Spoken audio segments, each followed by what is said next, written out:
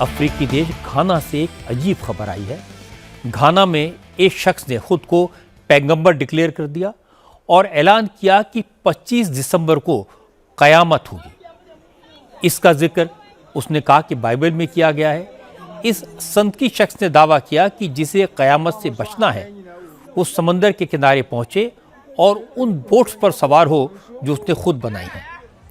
हैरानी की बात है कि इस शख्स की बातों पर यकीन करके हजारों लोग अपना सामान समेटकर समंदर की तरफ भागने लगे।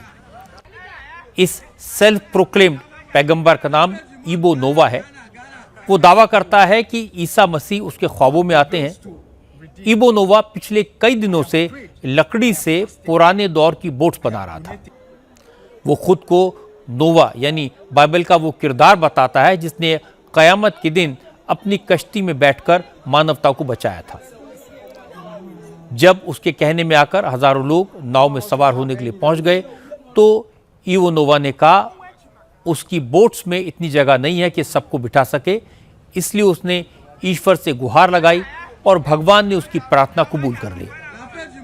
कयामत को कुछ और दिनों के लिए टाल दिया। पता लगा कि इबो नोवा ने खुद को पैगंबर घोषित करके करोड़ों रुपए जुटा लिए और अब वो पब्लिक के पैसे से आराम की जिंदगी जी रहा है। ये कोई पहला मौका नहीं है जब किसी ने ईश्वर के नाम पर लोगों को डराया हो। घाना में भी डर के दम पर पैगंबर बनकर एक बेईमान ने अपनी दुकान चलाई, लोगों को लूटा और गायब हो गया। ऐसे बदमाश लोगों का इलाज सिर्फ अवेयरनेस क्रिएट करने से हो सकता है और घाना जैसे मुल्कों में यह काम बहुत मुश्किल है। आखिर में एक नजर कल की बड़ी खबरों पर। कल वीर बाल दिवस है। राष्ट्रपति द्रौपदी मुर्मू 20 बच्चों को राष्ट्रीय बाल पुरस्कार से सम्मानित करेंगी। प्रधानमंत्री नरेंद्र मोदी वीर बाल दिवस के मौके पर दिल्ली के भारत मंडपम में बच्चों को संबोधित करेंगे। अमित शाह दिल्ली में एंटी टेरर कॉन्फ्रेंस का उद्घाटन करेंगे। लंबी दूरी की ट्रेनों में बढ़ा हुआ किराया कल से लागू होगा।